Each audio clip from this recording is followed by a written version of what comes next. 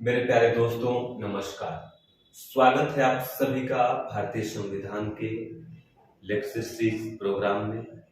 आज हम भारतीय संविधान के फर्स्ट लेक्चर को स्टार्ट करेंगे और अपनी जर्नी को हम स्टार्ट करेंगे भारतीय संविधान की प्रियम्बल या उद्देशिका से। और यह जो क्लास होगी और प्रीलिम्स के पॉइंट ऑफ व्यू से है, मेंस के लिए यह क्लास महत्वपूर्ण नहीं है। डिटेल्स में जाने से पहले एक बार हम देखते हैं कि अपने इस क्लास को, इस उद्देशिका को किन किन बिंदुओं के आधार पर हम अध्ययन करेंगे। फर्स्ट अध्ययन करेंगे प्रस्तावना क्या है या इंट्रोडक्शन, या इसका डेवलपमेंट या एवोल्यूशन या विकास कैसे हुआ। फिर हम इसी में समझेंगे प्रस्तावना के तत्व या फिर इसकी विशेषताओं को। नेक्स्ट इसी में समझने की कोशिश करेंगे जहां से प्रश्न कई बार बनते हैं और जहां पर कंफ्यूजन टास्क आती है, और यहीं पर हमारे सुप्रीम कोर्ट का भी प्रवेश हो जाता है प्रस्तावना में। वह यह है कि क्या प्रस्तावना संविधान का अंग है, is a preamble part of the our constitution और नॉट। फिर इसमें समझेंगे कि क्या प्रस्तावना में अमेंडमेंट हो सकता है, मतलब संशोधन हो सकता है या नहीं। फिर हम इसमें अन्य कुछ महत्वपूर्ण बातों जैसे प्रस्तावना इन्फोर्सिबल है, वाद योग्य है, न्याय योग्य है कि नहीं, फिर हम इसी में समझने की कोशिश करेंगे कि प्रस्तावना के जो अच्छे अच्छे शब्द हैं जैसे संप्रभुता है, लोकतंत्र है, गणराज्य है, इन सारे शब्दों का अर्थ समझेंगे। और फिर लास्ट में यह समझने की कोशिश करेंगे कि प्रस्तावना से संबंधित कुछ महत्वपूर्ण तथ्य हैं जो परीक्षा की दृष्टि से महत्वपूर्ण है, और फिर इसी के बारे में कुछ कमेंट्स और टिप्पणियां की गई हैं, संविधान वेत्ताओं के द्वारा की गई है, सुप्रीम कोर्ट के द्वारा की गई है, और कुछ फॉरेनर हैं जिन्होंने भारतीय संविधान की प्रस्तावना के बारे में कुछ शब्दों को कहा है और जो परीक्षा में पूछे जाते हैं उनका भी अध्ययन करेंगे। चलिए स्टार्ट करते हैं और सबसे पहले जानते हैं प्रस्तावना क्या है या इसका इंट्रोडक्शन जानने की कोशिश करते हैं। तो प्रस्तावना एक जो बोलचाल की लैंग्वेज है उसमें यह कहा जाता है कि प्रस्तावना संविधान का सारांश है। संविधान का सारांश होने का मतलब यह है कि पूरे संविधान में जिन जिन व्यवस्थाओं को स्थापित किया गया है, अलग अलग पार्ट्स में, अलग अलग आर्टिकल्स में, अलग अलग अनुच्छेदों में, अनुसूचियों में, और भारत का नेचर क्या है, भारत संविधान का निर्माण क्यों किया, या तत्कालीन लोगों ने भारत को संवैधानिक व्यवस्था के तहत क्यों रखा, इन्हीं सारी बातों को अलग अलग प्रावधानों में लिखा गया है। उन्हीं प्रावधानों के जो की पॉइंट्स हैं, की फीचर्स हैं या महत्वपूर्ण बातें हैं, उन्हीं बातों को प्रीफेस में समराइज वे में लिख दिया गया है। इसी को हम प्रस्तावना कहते हैं। और कोई भी बुक लिखी जाती है तो पूरी बुक में किन किन बातों का मेंशन किया गया है, वर्णन किया गया है, उनको स्टार्टिंग के जो फर्स्ट पेज होते हैं उसमें उन बातों का वर्णन कर दिया जाता है, ताकि पाठक को इस बात की जानकारी हो जाए कि यह पुस्तक हम क्यों पढ़ रहे हैं और जिस विषय पर हम पुस्तक पढ़ना चाहते हैं क्या यह पुस्तक उसी विषय पर लिखी गई है या नहीं। तो in totality the preamble is the summary of the Indian constitution. भारतीय संविधान की प्रस्तावना भारतीय संविधान का सारांश है। अब हम आगे के स्टेप पर बढ़ते हैं और यह देखने की कोशिश करते हैं कि प्रस्तावना का आधार क्या है या प्रस्तावना का विकास क्या है। तो विकास की एक इसकी इंटरेस्टिंग कहानी है। इंटरेस्टिंग कहानी यह है कि जब देश आजादी के क्रम में था और अंग्रेजों ने ये बोल दिया कि अब भारतीय अपना संविधान बनाए अपने देश को संचालित करने के लिए, तो उस समय के जो संविधान सभा के लोग थे उन्होंने यह काम देश के तत्कालीन प्रधानमंत्री पंडित जवाहरलाल नेहरू को दिया कि आप बताइए कि जो हम संविधान बनाना चाहते हैं जिससे हम अपने देश का संचालन करेंगे, उसको हम किन किन मुद्दों पर या इस संविधान में किन किन बातों का हम वर्णन करेंगे।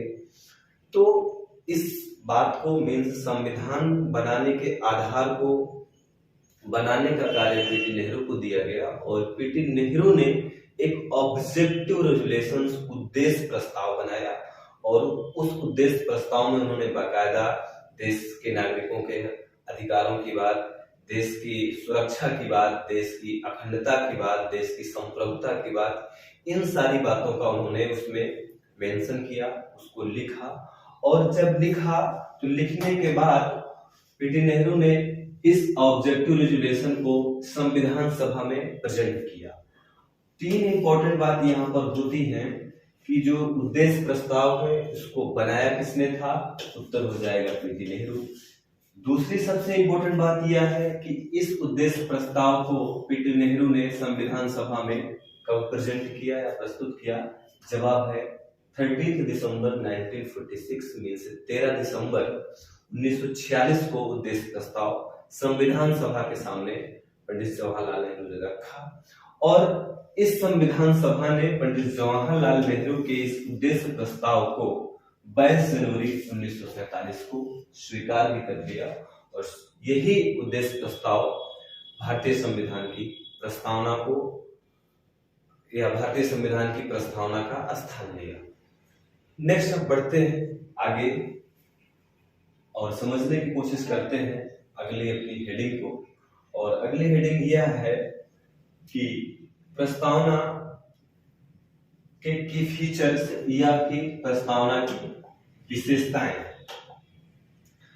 तो इसकी जो विशेषता है उसमें पहली विशेषता हम यह कह सकते हैं कि it's describe the nature of state. यह प्रस्तावना भारतीय राज्य या भारत देश के नेचर को बताती है, प्रकृति को बताती है। और वह प्रकृति क्या है, बताती है भारत एक संप्रभु राज्य है, भारत एक सोशलिस्ट राज्य है, भारत एक डेमोक्रेटिक राज्य है, भारत एक सेकुलर स्टेट है, भारत एक रिपब्लिक टाइप की पॉलिटी वाला राज्य है। इन सारे शब्दों को हम आगे समझेंगे, अभी इसी स्लाइड में समझेंगे। दूसरी इसकी महत्वपूर्ण व्यवस्था यह है कि जो प्रियम्बल है वह यह बताती है कि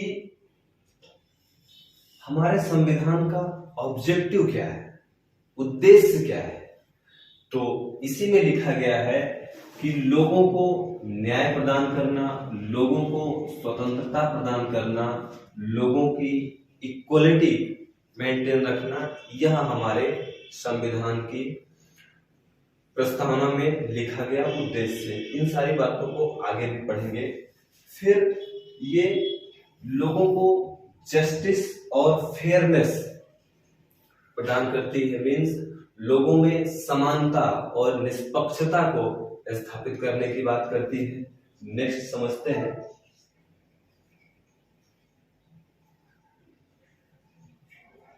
कि प्रस्तावना शक्ति के सोर्स को बताती है कि अल्टीमेट पावर किसके पास है। तो प्रस्तावना में लिखा गया है we the people of India, हम भारत के लोग, मीन्स जो संविधान के शक्ति का स्रोत है वह भारत के लोगों के द्वारा संविधान को प्रदान की गई है। नेक्स्ट इसका की फीचर है कि यह एडॉप्टेशन मीन्स संविधान के स्वीकार करने की तिथि को भी बताती है। और प्रस्तावना में लिखा गया है 26 नवंबर 1949 को भारतीय संविधान एडॉप्ट किया गया, मीन्स कि लोगों ने स्वीकार कर लिया कि इसी संविधान के आधार पर हम अपने सारी व्यवस्थाओं का संचालन करेंगे। नेक्स्ट इसमें समझते हैं अब इम्पोर्टेंट बात। और इम्पोर्टेंट बात यह है सबसे महत्वपूर्ण कि is the preamble part of constitution, प्रस्तावना संविधान का भाग है या नहीं, इसको समझते हैं। इस बात से महत्वपूर्ण प्रश्नों का निर्माण होता है और परीक्षाओं में पूछा जाता है। तो देश को या संविधान में जब व्याख्या करने की बात आती है तो संविधान की व्याख्या कौन करता है, सुप्रीम कोर्ट करता है। तो एक केस आया एनरी बेरुवारी केस 1960 में एनरी बेरुवारी एक केस आता है सुप्रीम कोर्ट के सामने। और सुप्रीम कोर्ट से पूछा जाता है कि बताइए कि जिस प्रकार से आर्टिकल 1 से लेकर जितने भी अनुच्छेद हैं पार्ट 1 से लेकर लास्ट तक जितने पार्ट हैं, क्या प्रस्तावना का वही महत्व है जो आर्टिकल्स का, अनुच्छेदों का है, भागों का है, और है अथवा नहीं है? तो सुप्रीम कोर्ट ने इस केस में कहा कि देखिए, जो प्रस्तावना है वह महत्वपूर्ण चीज है, लेकिन उसका महत्व या वो उस प्रकार से भाग नहीं है, हिस्सा नहीं है, जिस प्रकार से अनुच्छेद 1 से लेकर से सारे अनुच्छेद हैं। तो इन टोटलिटी एनरी बेरुआरी केस में सुप्रीम कोर्ट ने कहा कि प्रस्तावना संविधान का भाग नहीं है। और फिर आगे बात बढ़ती है और एक नया केस आता है, केशवानंद भारती केस 1973। 1973 में केशवानंद भारती केस आता है। और मसला जो केशवानंद भारती केस का था वो डायरेक्टली तो प्रस्तावना से रिलेटेड नहीं था, लेकिन जब सुप्रीम कोर्ट किसी चीज की, किसी अनुच्छेद की या किसी बात की व्याख्या करता है तो कई बातों का जनरेशन हो जाता है, कई बातें उत्पन्न हो जाती हैं, उसी में प्रस्तावना भी आ गई। और इस केस में, केशवानंद भारती केस में, और यह केशवानंद भारती केस की महत्वपूर्ण बात यह है कि अब तक की सबसे बड़ी संवैधानिक पीठ है। मीन्स अभी तक किसी केस के समाधान के लिए 13 जजों की बेंच नहीं बैठी। यही एक केस था अभी तक का जिसमें किसी केस के निर्णय में 13 जजों ने अपना निर्णय दिया है, और मीन्स 13 जजों की बेंच बैठी। तो इस 13 जजों की बेंच ने एक नया डिसीजन पास किया, और नया डिसीजन पास किया प्रियम्बल से रिलेटेड। और प्रियम्बल से रिलेटेड यह था कि क्या प्रस्तावना संविधान का भाग है अथवा नहीं। तो एनरी बेरुआरी केस 1960 में तो सुप्रीम कोर्ट पहले बोल चुका था कि प्रस्तावना संविधान का अंग नहीं है।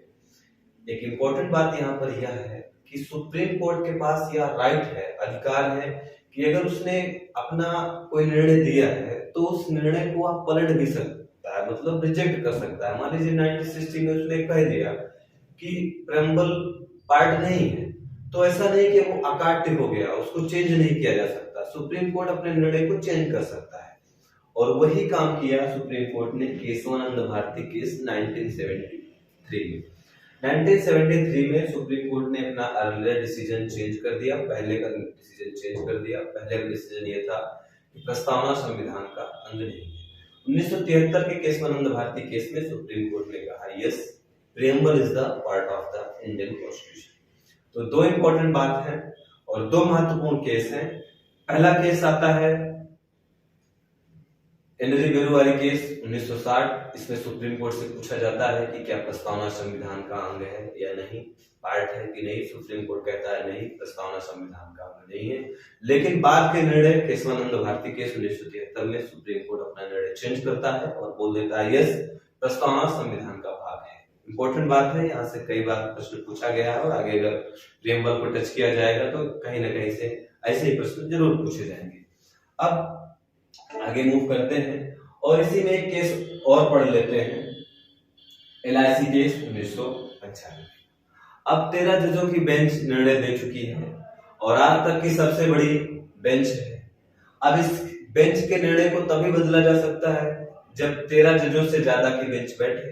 13 जजों से ज्यादा की बेंच बैठी नहीं तो बाद में अगर कभी भी मसला आएगा कि प्रियम्बल पार्ट है कि नहीं है तो जजों को क्या बोलना पड़ेगा, जो इसके पहले का निर्णय हो चुका है, निर्णय तभी पलटा जा सकता है जब बेंचों में सदस्यों की संख्या को बढ़ाई जाए।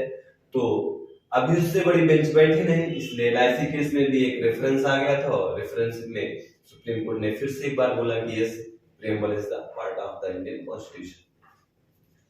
अब समझते हैं कि यदि कोई प्रावधान संविधान का भाग हो गया, पार्ट हो गया, तो क्या उसमें अमेंडमेंट हो सकता है कि नहीं हो सकता है? सिंपल सी बात है, हो सकता है। केशवानंद भारती केस में सुप्रीम कोर्ट ने बोल दिया कि प्रस्तावना संविधान का भाग है और संविधान का भाग जो भी हुआ वैसे ही आर्टिकल 368 जिंदा हो जाता है और आर्टिकल 368 के तहत प्रस्तावना में संशोधन किया जा सकता है। और मात्र अभी तक एक बार 42वें संविधान संशोधन 1976 के माध्यम से प्रस्तावना में संशोधन किया गया और 3 शब्दों को ऐड किया गया। उसमें शब्द था धर्मनिरपेक्ष, सेकुलर। दूसरा शब्द उसमें जोड़ा गया समाजवादी, किसमें, प्रस्तावना में। और तीसरा शब्द जोड़ा गया अखंडता, इंटीग्रिटी। और इसको जोड़ने का काम तत्कालीन प्रधानमंत्री श्रीमती इंदिरा गांधी जी के द्वारा किया गया था। तो ये भी इंपॉर्टेंट फैक्ट है और प्रश्न कई बार पूछे जाते हैं। तो ये थी कहानी प्रस्तावना के 2 बातों का कि क्या प्रस्तावना संविधान का भाग है या नहीं। केशवानंद भारती केस में सुप्रीम कोर्ट ने एक्सेप्ट किया, यस है। LIC केस में एक्सेप्ट किया, यस है। बट इंदिरा बेरवाड़ी केस में 1960 में सुप्रीम कोर्ट ने बोला था कि प्रस्तावना संविधान का अंग नहीं है। और केशवानंद भारती केस 1973 में सुप्रीम कोर्ट ने इस बात को भी स्वीकार किया है कि प्रस्तावना में संशोधन हो सकता है और 42वें संविधान संशोधन के माध्यम से प्रस्तावना में 3 वर्ड ऐड ऑन किए गए। अब आगे महत्वपूर्ण बातों का अध्ययन करते हैं और इसमें जो प्रस्तावना के कीवर्ड्स हैं, महत्वपूर्ण शब्द हैं, उनकी बातों को समझते हैं। और पहली बात है सॉवरेन या संप्रभु या संप्रभुता। संप्रभुता का मतलब क्या होता है? संप्रभुता का मतलब यह है कि कोई देश अब किसी देश पर निर्भर नहीं है। और निर्भर का मतलब व्यापार के लिए नहीं, निर्णय के लिए। जब हम आजाद नहीं थे तो हमारा निर्णय कौन लेता था? ब्रिटेन की सरकार। परंतु अब हमने अपने संविधान को संप्रभु संविधान के रूप में स्थापित किया है और अपने देश का जो नेचर बनाया है वह संप्रभु। तो संप्रभु का मतलब यह है कि अब भारत अपने निर्णयों को अपनी आवश्यकता के अनुसार लेगा और निर्णय चाहे आंतरिक मामलों से रिलेटेड हो और निर्णय चाहे बाह्य मतलब एक्सटर्नल अफेयर से रिलेटेड हो। आंतरिक स्तर पर क्या नीतियां बनेगी, कब डिमोनेटाइजेशन होगा, कब विमुद्रीकरण होगा, कब नहीं होगा, कब आर्टिकल 370 को रिमूव किया जाएगा, कब नहीं किया जाएगा, ये काम भारत सरकार या भारत देश अपनी आवश्यकता के अनुसार करेगा। उसी तरीके से बाह्य मामले का मतलब हम किस देश से व्यापार करेंगे, कहां पर अपनी एम्बेसी स्थापित करेंगे, किस देश से हम तेल लेंगे, किस देश से हम कोई वस्तु इंपोर्ट करेंगे, इंपोर्ट नहीं करेंगे, किसी को प्रेफरेंस देंगे कि नहीं देंगे, ये हम अपनी आवश्यकता के अनुसार करेंगे। तो संप्रभुता किसी देश की वह विशिष्ट स्थिति होती है जिसका वह प्रयोग बिना किसी दबाव के करता है। अगला शब्द है इसी में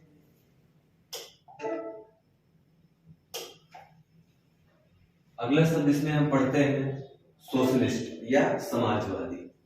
समाजवादी का मतलब क्या हुआ? वैसे समाजवाद अलग अलग देशों में अलग अलग संदर्भों में यूज होता है, परंतु भारतीय समाजवाद जो है वह इस बात पर ध्यान रखता है या ध्यानाकर्षण कराता है कि हमारे देश में प्राइवेट सेक्टर भी होगा और पब्लिक सेक्टर भी होगा। मतलब हमारी जो व्यवस्था है वह मिश्रित व्यवस्था है।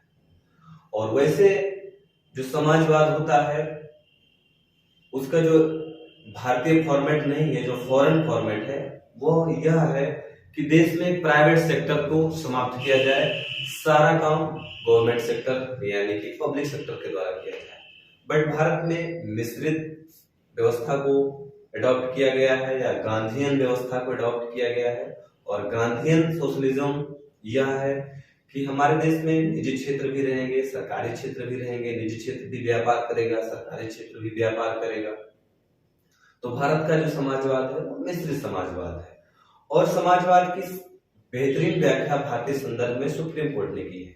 सुप्रीम कोर्ट ने कहा कि भारतीय समाजवाद का मतलब यह है कि लोगों में अशिक्षा ना हो, अशिक्षा को दूर करने का प्रयास किया जाए, लोगों की गरीबी को दूर करने का प्रयास किया जाए, लोगों को चिकित्सा की व्यवस्था उपलब्ध कराई जाए, लोगों में प्रतिष्ठा की व्यवस्था की जाए, कोई इंफीरियर ना हो, कोई सुपीरियर ना हो। तो ये समाजवाद है। फिर हम समझते हैं सेकुलर। सेकुलर का मतलब क्या होता है? धर्मनिरपेक्ष का मतलब क्या होता है?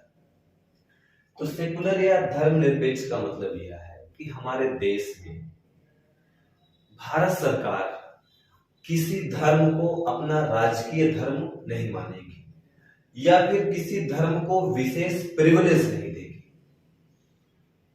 और सभी देश के जो धर्मानुयायी हैं सभी के साथ इक्वल व्यवहार करेगी। धर्म के आधार पर कोई योजना नहीं बनाई जाएगी, कोई स्कीम नहीं बनाई जाएगी, किसी को टारगेट नहीं किया जाएगा। ये जो रियल फॉर्मेट है वह सेकुलरिज्म का होता है, धर्मनिरपेक्षता का होता है। लेकिन देश में कुछ ऐसे फंक्शंस हैं जिसमें ये सीन होता है कि यह किसी विशेष धर्म के लिए काम किया जा रहा है। तो भारत में सेकुलरिज्म का भी मॉडरेट कॉन्सेप्ट है। मॉडरेट कॉन्सेप्ट क्या है कि यदि रिलीजियन में, धर्म में कोई प्रॉब्लम हो रही है या रिलीजियस प्रैक्टिसेस को मैनेज करने में कोई प्रॉब्लम आ जाती है, समस्या आ जाती है, तो भारत सरकार वहां पर कार्य करती है। जैसे मान लीजिए कहीं पर कुंभ मेले का आयोजन हो रहा है, तो कुंभ मेले के आयोजन में भारत सरकार क्या करती है, अपनी प्रशासनिक मशीनरी को वहां पर एम्प्लॉय करती है, भेजती है। तो इसका मतलब यह नहीं हुआ कि भारत सरकार हिंदू धर्म को प्रिविलेज देना चाहती है।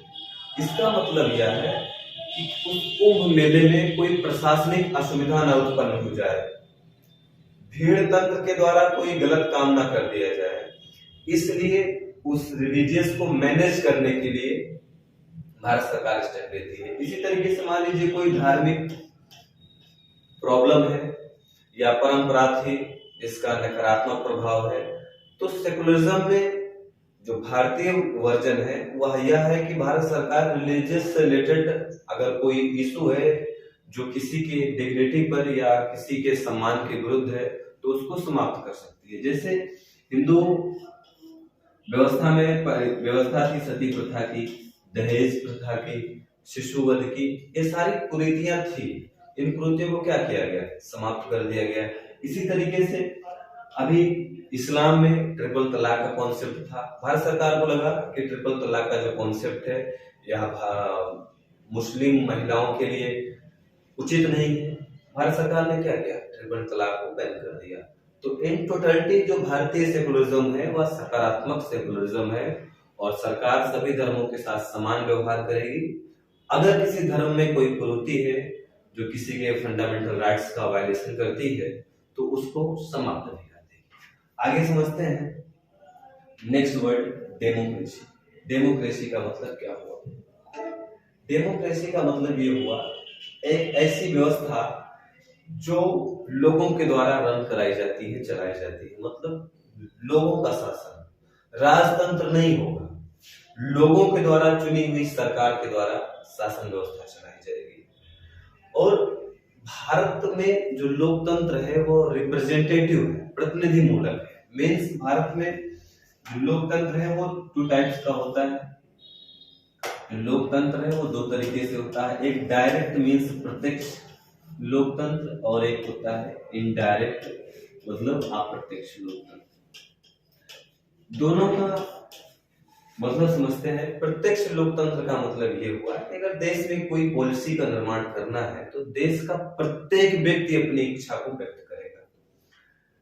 तो भारत की विशाल जनसंख्या, अगर कोई पॉलिसी को बनाना है तो कहाँ लोग इकट्ठा होंगे? संभव ही नहीं हो पाएगा कि पूरे देश के लोगों को कहीं इकट्ठा किया जाए और उनसे पूछा जाए कि जल नीति बनाना है, बताओ आप क्या कहना चाहते हो, आप क्या कहना चाहते हो।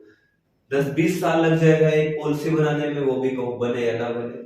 तो जहां जनसंख्या कम होती है वहां पर तो इस तरीके का लोकतंत्र स्थापित किया जा सकता है, लेकिन जिन देशों में जनसंख्या ज्यादा है वहां पर अप्रत्यक्ष लोकतंत्र स्थापित किया जाता है। अप्रत्यक्ष लोकतंत्र का मतलब यह नहीं हुआ कि बस लोकतंत्र तो है बाकी लोगों का कोई शासन नहीं है।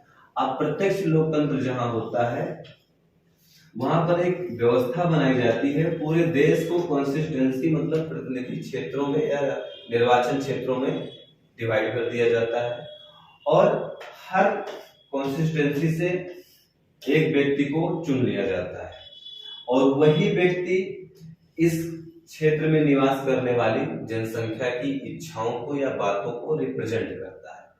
तो भारत में प्रतिनिधि मूलक लोकतंत्र है और लोग अपने प्रतिनिधि का निर्वाचन करते हैं। जो प्रतिनिधि सबसे ज्यादा वोट पाता है उसको विजयी घोषित किया जाता है और वही विजयी घोषित उम्मीदवार लोगों के इच्छाओं का प्रतिनिधित्व करता है। आगे बढ़ते हैं।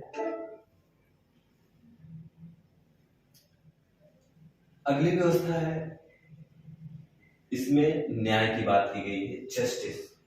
जस्टिस का एक मतलब तो ये हुआ कि किसी ने क्राइम कर दिया और उस क्राइम के करने के बाद उसको अपराधी बनाया गया और उसके बाद उसको दंड दे दिया गया। एक तो न्याय की एक व्यवस्था यह है। दूसरा जो न्याय हमारी प्रस्तावना में लिखा गया है वह है सामाजिक, आर्थिक और राजनीतिक न्याय। सामाजिक न्याय मतलब सोशल जस्टिस का मतलब यह हुआ कि समाज में किसी को इंफीरियर न समझा जाए, किसी को सुपीरियर न समझा जाए।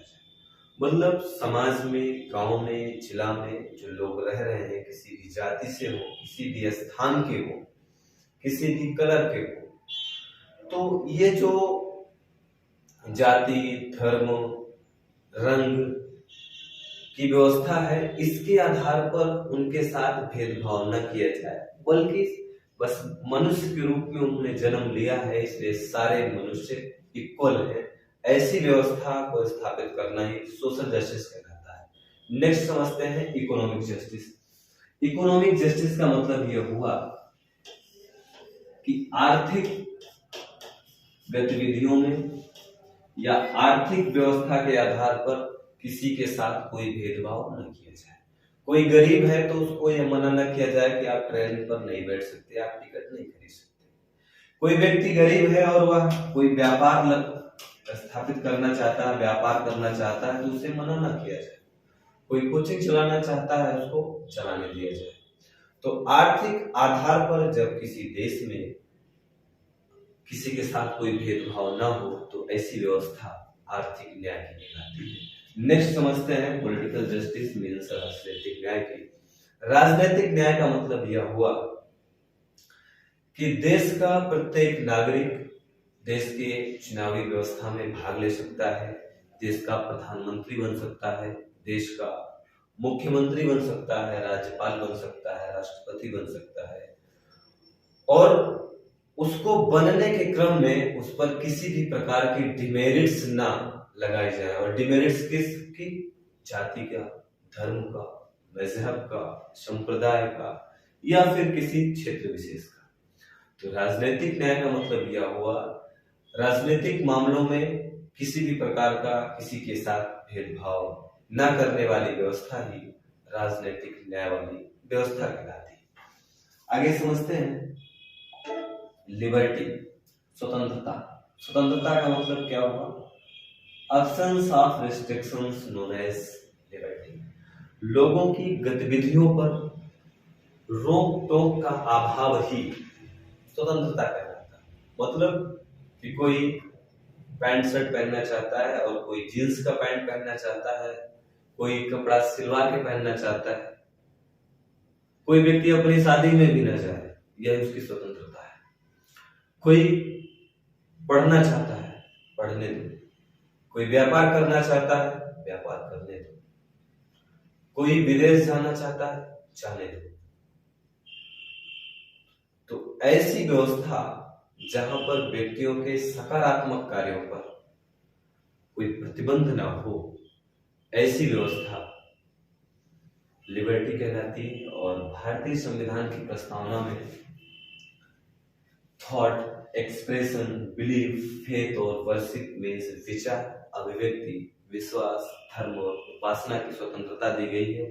और इस चैप्टर को हम फंडामेंटल राइट्स में जब आर्टिकल मूल अधिकारों से संबंधित पढ़ेंगे, जिसमें धार्मिक स्वतंत्रता का अधिकार है, तो उसमें इसको ब्रॉड रूप में पढ़ेंगे। अभी यहाँ इसको नहीं पढ़ेंगे, केवल क्लास की लेंथ बढ़ेगी और वहां फिर रिपीटेशन भी होगा। तो रिपीटेशन से बचने के लिए बस हम इतना बता रहे हैं कि प्रस्तावना में इन 5 प्रकार की स्वतंत्रताओं की बात की गई है।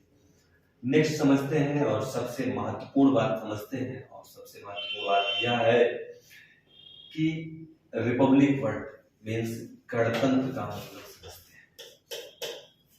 गणतंत्र इसमें दो चीजों को समझना है। पहली चीज यह है गणतंत्र की, कि गणतंत्र एक ऐसी व्यवस्था है जिसमें वंशानुगत राष्ट्र प्रमुख की व्यवस्था नहीं होती, मतलब राजा का बेटा राजा नहीं बनेगा। दूसरा गणतंत्र का मतलब ये हुआ कि देश के जितने भी सार्वजनिक पद हैं, राष्ट्रपति साहब हैं, राज्यपाल साहब हैं, उन पदों पर देश का कोई भी नागरिक जो कुछ योग्यताएं दी गई हैं, क्राइटेरियाएं दी गई हैं, उनको पूरा करके वह देश का राष्ट्रपति बन सकता है, राज्यपाल बन सकता है। तो गणतंत्र का मतलब यह है कि भारत देश में ऐसी व्यवस्था का निर्माण किया गया है कि राजा का बेटा राजा नहीं होगा और देश का कोई भी नागरिक देश का प्रमुख बन सकता है, राष्ट्रपति बन सकता है। अब कुछ इंपॉर्टेंट बातों को समझ लेते हैं। इंपॉर्टेंट बात यह है कि हमारी प्रस्तावना में जो न्याय की बात की गई है, जो न्याय प्रदान किया गया है, और न्याय क्या है, सामाजिक, आर्थिक और राजनीतिक। ऐसा माना जाता है कि यह यूएसएसआर मतलब उस समय का जो सोवियत संघ था और वर्तमान का जो रूस है उससे प्रभावित होकर संविधान की प्रस्तावना में इसको स्थान दिया गया है। नेक्स्ट बात यह है कि स्वतंत्रता, समानता और जो बंधुत्व की बात है, इसको भारतीय संविधान की प्रस्तावना में प्लेस दिया गया है, स्थान दिया गया है फ्रांस के क्रांति या फ्रांस के संविधान से प्रभावित होकर। और लास्ट इंपॉर्टेंट बात यह है कि प्रस्तावना सबसे पहले अमेरिकी संविधान में शामिल की गई थी। तो आज के इस क्लास में इतना है। नेक्स्ट क्लास में हम प्रियम्बल से रिलेटेड और जो महत्वपूर्ण बातें हैं उनका अध्ययन करेंगे। हम उम्मीद करते हैं यह क्लास आपको समझ में आई होगी और आपके एग्जाम में आपके लिए हेल्पफुल होगी। और अंत में अस्त व्यस्त नहीं, व्यस्त और मस्त रहें, पढ़ते रहें। चैनल पसंद आए तो लाइक शेयर सब्सक्राइब करना ना भूलें। धन्यवाद।